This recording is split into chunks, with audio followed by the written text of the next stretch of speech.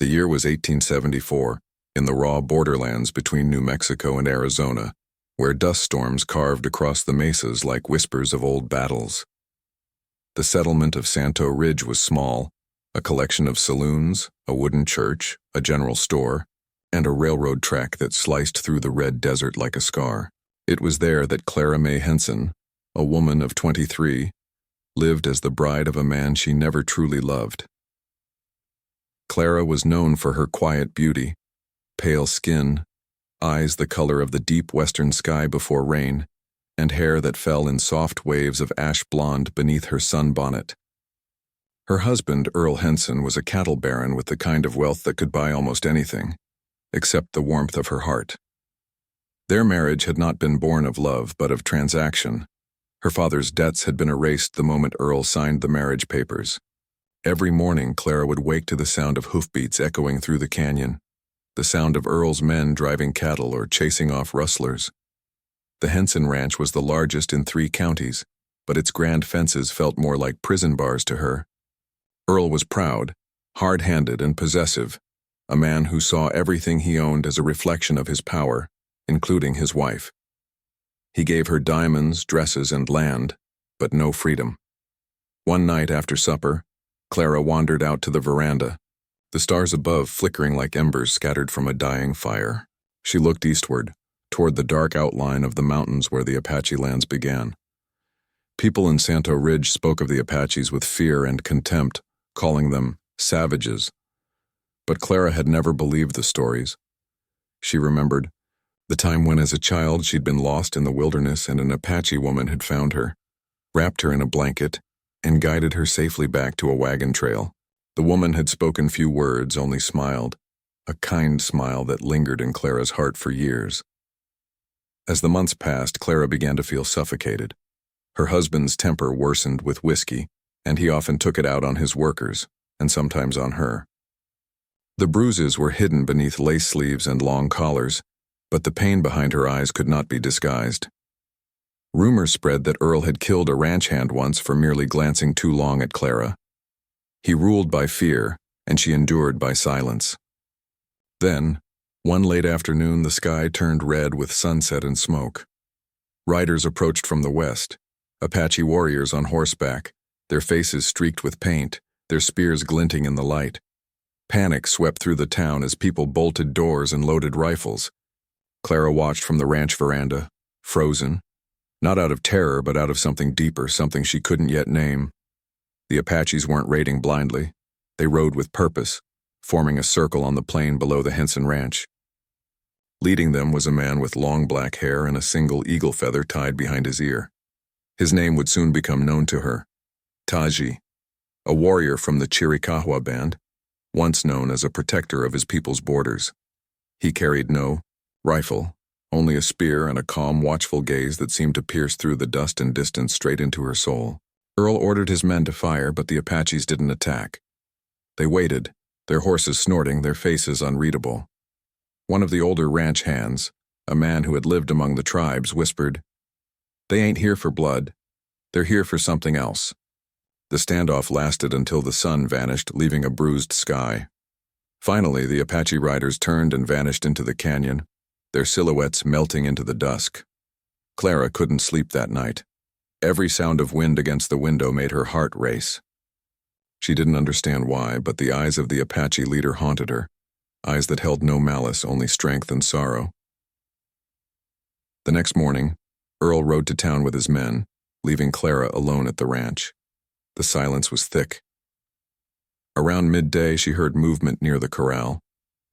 When she stepped outside, she froze.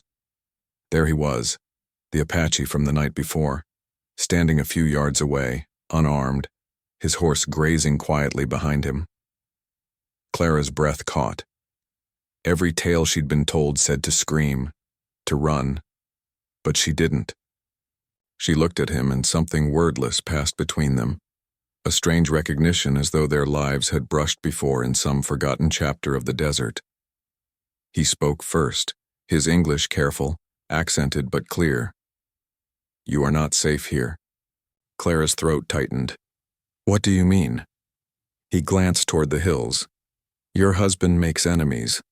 The bordermen want war again. His greed brings death. Leave this place. Clara shook her head. I can't. He won't let me. Taji's eyes softened. Then you are not his wife. You are his prisoner.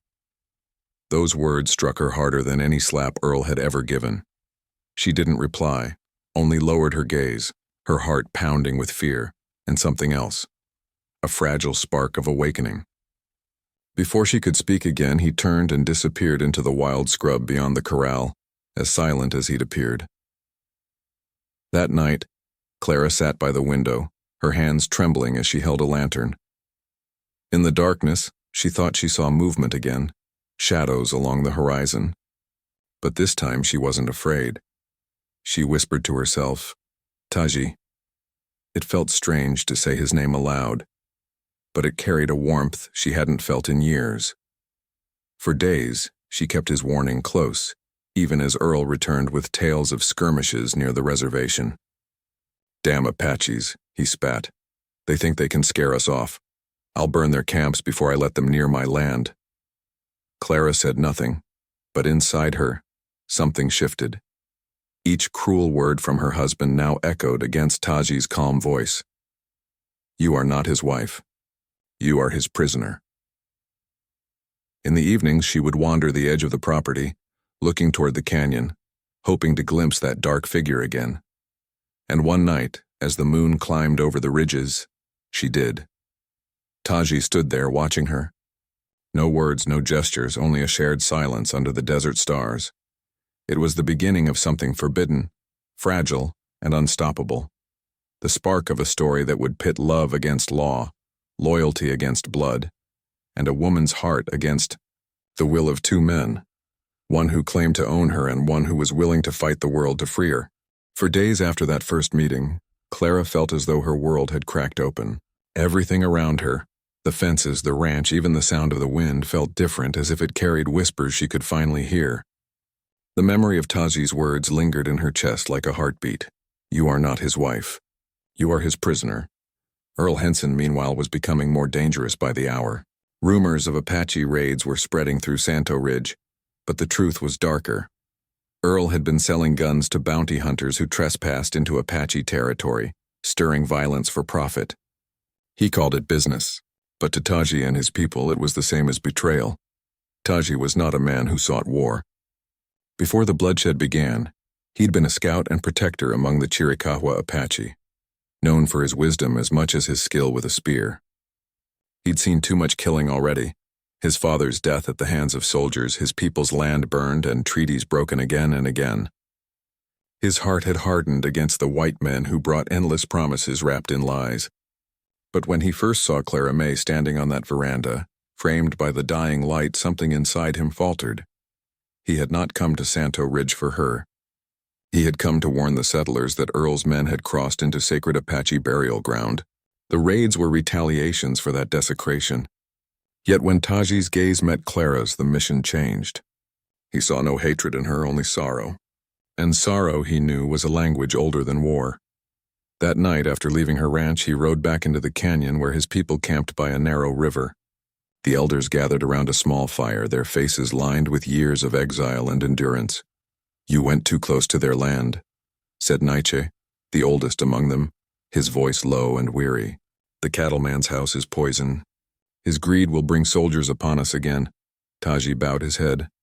I know, but there is a woman there, one who does not belong to him. Naiche studied him for a long moment. A white woman, Taji nodded slowly.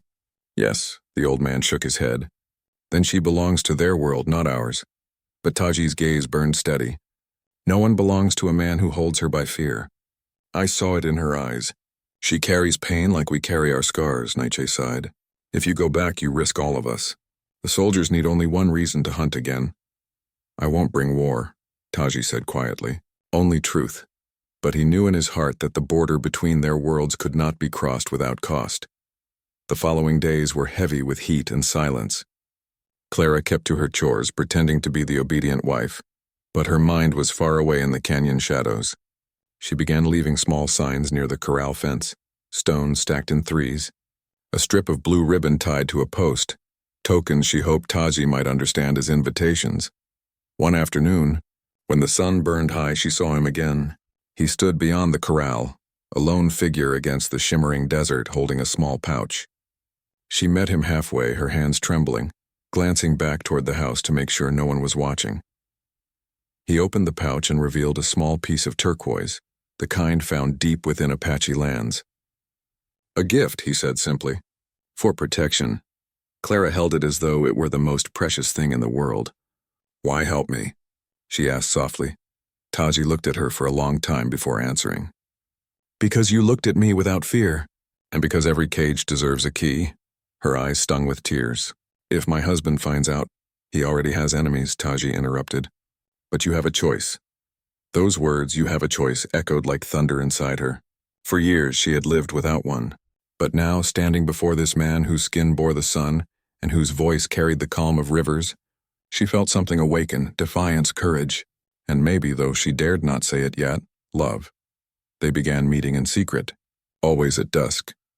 Where the canyon shadows were long and forgiving, Taji taught her the names of desert plants, how to read the tracks of coyotes and deer, and how to find water hidden beneath dry rock. He told her stories of his people, not the savage myths the settlers spread, but the real ones, of mothers who sang to the stars, warriors who fought not for glory but for survival, and the belief that every living thing carried a spirit.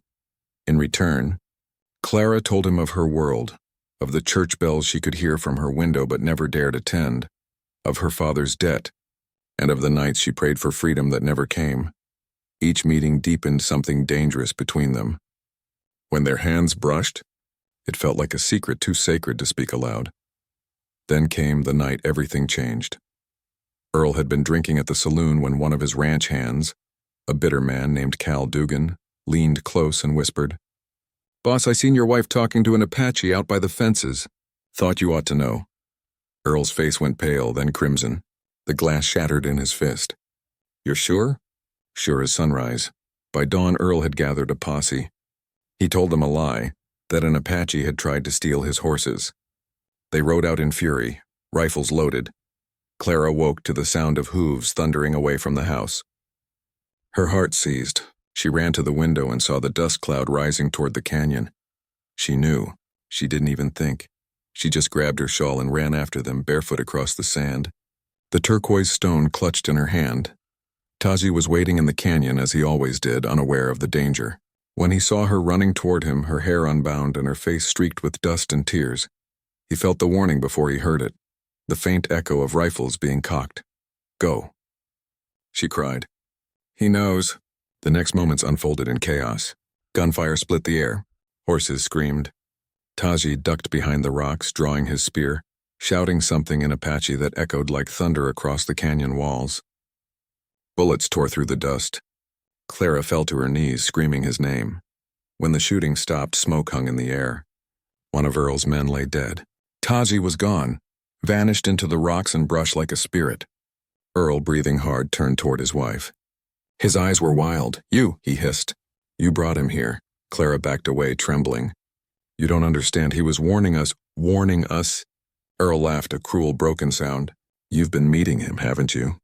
"You filthy little—" He raised his hand, but she didn't flinch this time. Instead, she whispered, "If you touch me again, I'll make sure he knows where you sleep." For the first time, Earl froze. There was something in her eyes, steel where there had once been fear. He turned and stormed away, leaving her standing in the settling dust, her heart pounding. That night, she stayed awake, staring into the darkness beyond the window. Somewhere out there, she knew Taji was alive, and somewhere deep inside her, something had shifted forever. She no longer saw herself as a prisoner. She saw herself as a woman worth fighting for.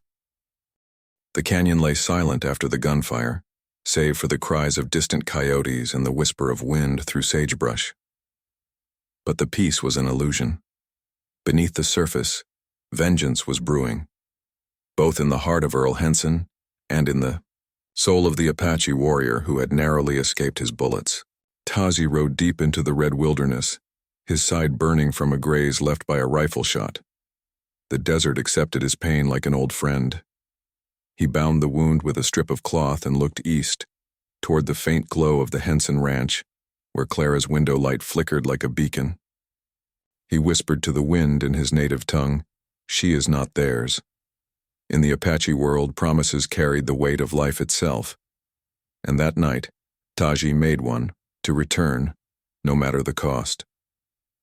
Meanwhile, Clara lived in a prison of silence. Earl had not spoken to her since the ambush. He forbade her from leaving the house, locked the gates, and dismissed every ranch hand he didn't trust. He even placed armed guards near the fences. To the townsfolk, he told a different story, that his wife had been attacked by a band of Apache thieves and he'd fought them off himself. But in truth, his pride had been wounded more deeply than any bullet could pierce. Inside the house, Clara felt the walls closing in. Her only friend was a small bird that nested near her window, one she fed crumbs to when no one watched. In those quiet moments, she remembered Taji's words, his calm eyes, his promise. She began carving small symbols into the wooden table, Apache markings he had taught her, so she would not forget. But the desert had its own way of keeping promises. 3 weeks after the ambush, a storm swept across the plains. Thunder rolled like drums of war. That night, as lightning flashed through the windows, Clara heard something, a tapping sound against the shutters. Her heart raced. She rose, opened them slowly, and there he was. Taji stood in the rain, drenched, wounded, but alive. His dark hair was matted to his face, and his horse waited a few yards behind him. She pressed her hand to her mouth to stifle a cry. "You came back," she whispered. "I said I would," he answered simply, his voice low but steady. She opened the door, and for the first time, he stepped inside her world. The grand, cold house that had never known warmth. Water dripped from his clothes onto the floorboards, leaving dark stains. He looked around, seeing wealth built upon cruelty, and his expression hardened. "You are not safe here," he said again. "He will not stop until one of us is dead." Clara's hands trembled. "Then I'll go with you." Taji looked at her sharply. "If you come with me, there is no turning back. My people are hunted. You will be hunted. You must choose with your heart, not with fear." "I already have," she said, her voice breaking. "My heart chose the day you stood in the dust and told me the truth." He took a slow step closer. The storm raged around them, but in that moment the world went still. His hand brushed her cheek, gentle as a prayer. She closed her eyes and he whispered in his language, "Kuhie, my heart." They stood there for a long time, neither daring to move. But fate is never merciful to lovers who defy the rules of blood and land. At dawn, Earl's guards found the door ajar and muddy footprints leading away from the house. By the time the alarm was raised, Clara and Taji were already miles into the desert. They rode hard, heading north toward the canyons near the White River, where Taji's people sometimes hid from soldiers. The desert stretched endlessly before them, red cliffs, golden plains, and a horizon that shimmered like the edge of another world. For Clara, it was both terrifying and liberating. She had never been beyond the ranch fences before. Now every gust of wind felt like a breath of freedom. They camped by a dry creek that night. Taji taught her how to start a fire using flint, how to filter water through sand, and how to listen to the wind, the stars, the silence. She told him stories of her childhood, and he listened as if each word were sacred. But beneath their quiet moments, danger stalked them. Earl had gathered a small posse, 6 men on horseback, all armed and eager for blood. Cal Dugan rode among them, his sneer hidden beneath his hat brim. They followed the trail relentlessly, led by rage and pride. On the 3rd day, Taji and Clara reached the foothills. The land here was sacred ground, a place of ancient carvings and stone markers. Taji dismounted, touched one of the carvings, and whispered, "This is where my father died. Soldiers came with fire. We buried him here." Clara knelt beside him. "Then we'll rest here too. For tonight." He nodded. But rest was not what the night had in store. The posse arrived just before dawn. The first rifle shot shattered the stillness. Taji grabbed Clara's hand and pulled her behind a boulder. Dust flew as bullets struck the rocks. "Taji," she cried, "stay low." He moved with the precision of a hawk, circling through the brush. He struck first, throwing his spear and unseating one of the riders. The man fell, screaming. Another came charging, firing wildly, but Taji rolled aside and swung his tomahawk with brutal grace. Clara watched in terror and awe. This was not the quiet man who had spoken softly beneath her window. This was a warrior, fierce, unstoppable, born of the desert's fire. But the odds were cruel. There were too many of them. A bullet grazed Taji's arm. Another hit the rocks inches from Clara's face. She screamed, clutching the turquoise stone at her neck. Then she saw him, Earl, riding through the dust, his face twisted with fury. "You can't hide forever, Clara," he shouted. "You think he loves you? You're nothing but a trophy to him, same as to me." Something inside her snapped. She stood, shaking, tears and dust streaking her face. "You'll never own me again," she shouted back. In that instant, Taji leapt from the shadows and tackled Earl from his horse. The two men rolled in the dirt, fists flying, rage and love and pride colliding in a storm of violence. Earl drew his pistol, but Taji was faster.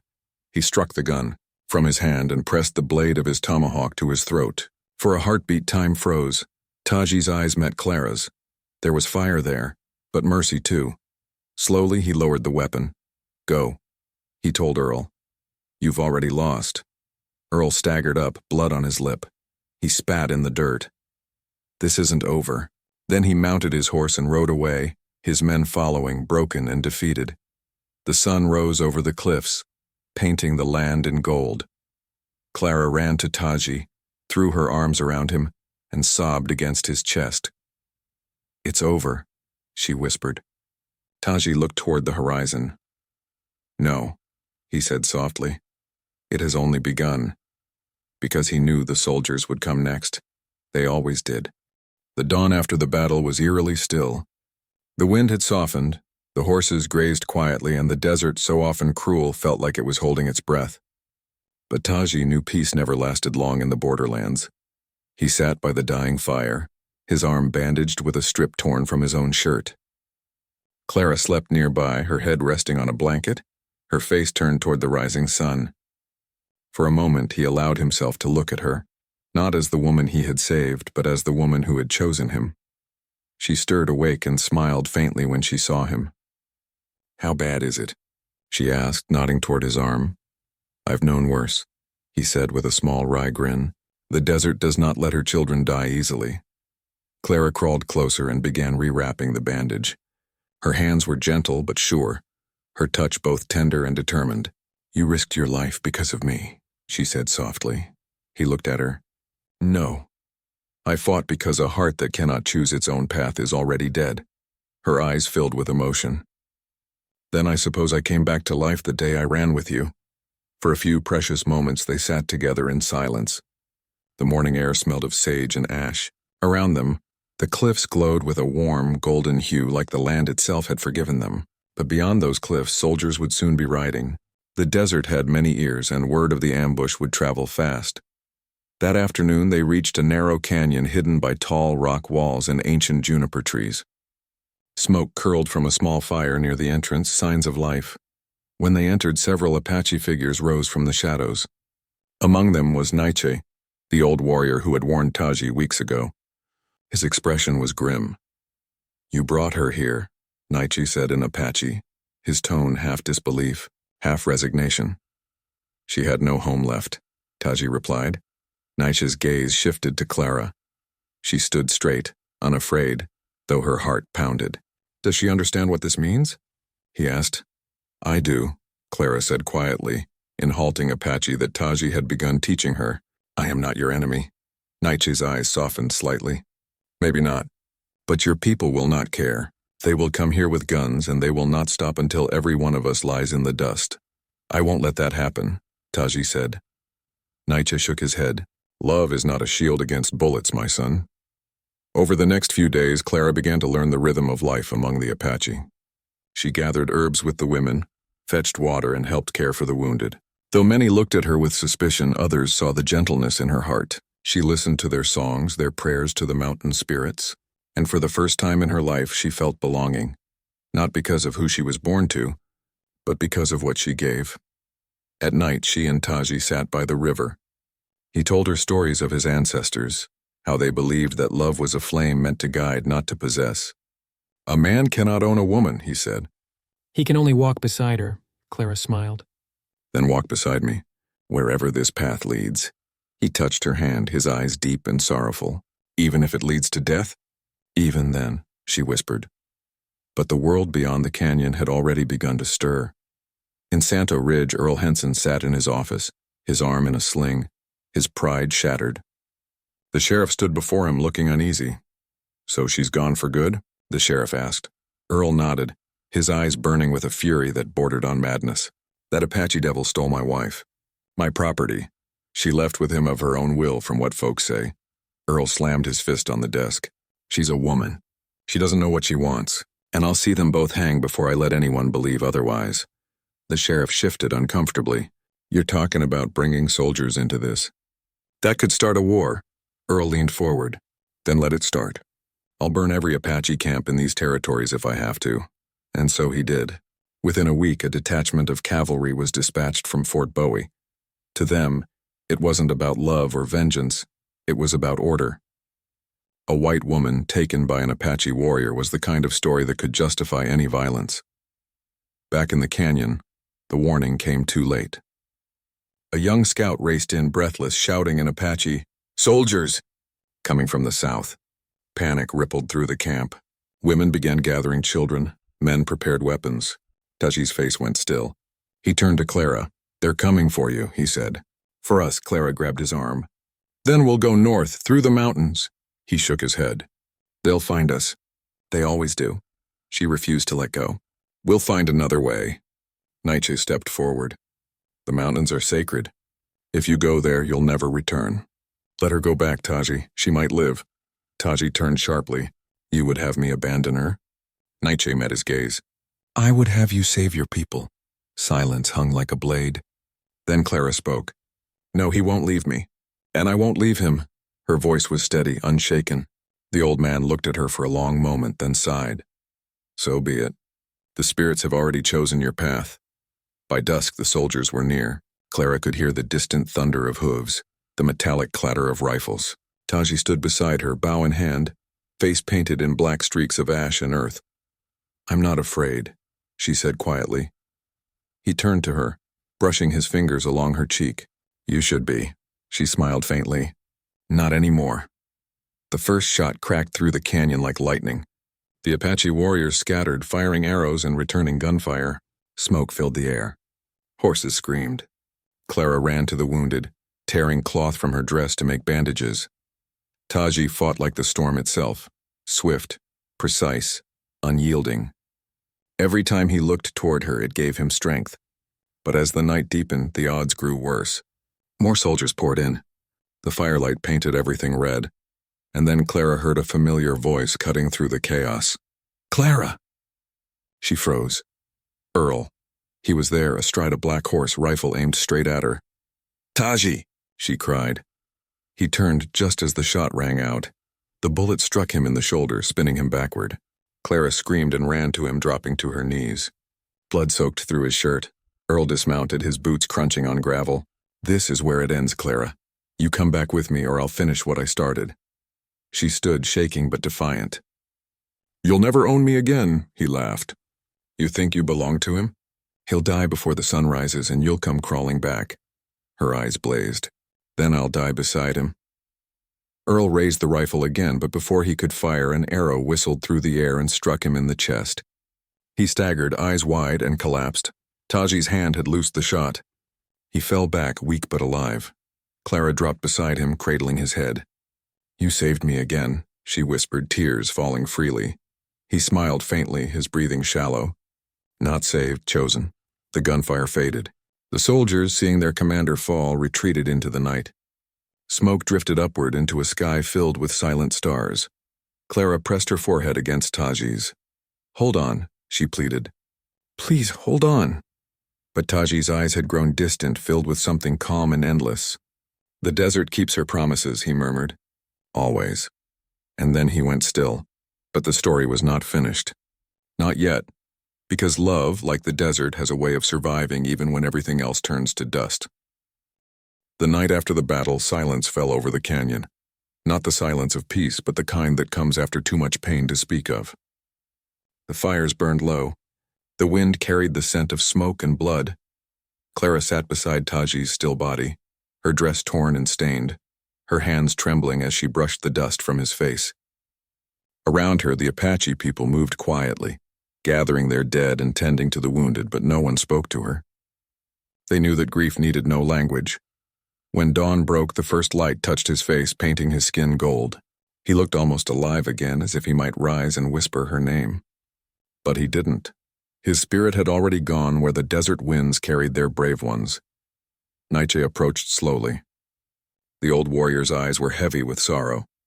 He fought like his father, he said softly. And he loved like few men ever do. Clara's voice was a whisper. He didn't die for me. He died because he believed love was freedom. Nietzsche nodded. Then he died free. They buried Taji in the red earth by the river he loved, where the wildflowers grew among the rocks. Clara placed the turquoise stone, the one he'd given her, over his heart. The sky burned orange and crimson as the sun climbed, and she felt something shift inside her like the breaking of an old chain. When the burial was done, Nietzsche turned to her. You cannot stay here. The soldiers will return. I won't run again, she said. He studied her for a moment, then sighed. You have the spirit of a hawk, Clara May, but even hawks must leave the nest before the fire returns. I will go, she said, but not yet. For 3 days she remained by the river, tending to the wounded, helping bury the fallen. The Apache women began to accept her in silence, passing her food, sharing their fire. They called her Shidai, the woman who grieves beside the flame. At night she would walk to the cliff's edge and stare at the stars. Each one felt like a memory, burning quietly above the world. She would close her eyes and imagine Taji's voice, calm and certain. The desert keeps her promises, and perhaps, she thought, he was right. By the end of the week, the camp began to move north. The soldiers were regrouping in the south, and word came that the cavalry was preparing to sweep through Apache territory in retaliation. Nietzsche urged her to leave with them, but Clara shook her head. I can't, she said. If I go north, I'll only bring more danger to your people. The army wants a reason to destroy you. I can't be that reason. Then what will you do? Nietzsche asked. I'll go east, to Santo Ridge. There's a church there. They'll listen if I tell them the truth, that it wasn't a kidnapping, that it was love. Nietzsche's brow furrowed. They won't believe you. To them, a white woman who loves an Apache is worse than a traitor. Then I'll be their ghost, she said. But I won't let him be forgotten. The old man placed a hand on her shoulder. You are braver than most warriors I have known. And so one cool morning, Clara left the canyon. She rode Taji's horse, a dark stallion that carried her gently through the sand and stone. As she crossed the open plains, the wind tugged at her hair, and the world seemed to stretch forever ahead. When she reached Santo Ridge, the town looked smaller than she remembered. People stared as she rode in, barefoot, sunburned, with Apache markings painted faintly on her wrists. The church bell was ringing, but she didn't slow down. She dismounted in front of the sheriff's office and walked straight in. The sheriff looked up from his desk, startled. Clara Henson? God almighty, we thought you were dead? She finished. No, but I came close. He rose slowly. Where's your husband? She met his eyes. Buried, along with the man he tried to kill. The sheriff frowned. The Apache? Yes, he hesitated. Then I suppose justice was done? Clara's voice hardened. No. Justice would be letting the truth live. And she told him everything. The truth about the raids, the guns, the betrayal, and the love that had grown between her and Taji. Her voice didn't shake once. When she finished, the sheriff stared at her as if she were something he couldn't quite understand. You know what they'll call you, don't you?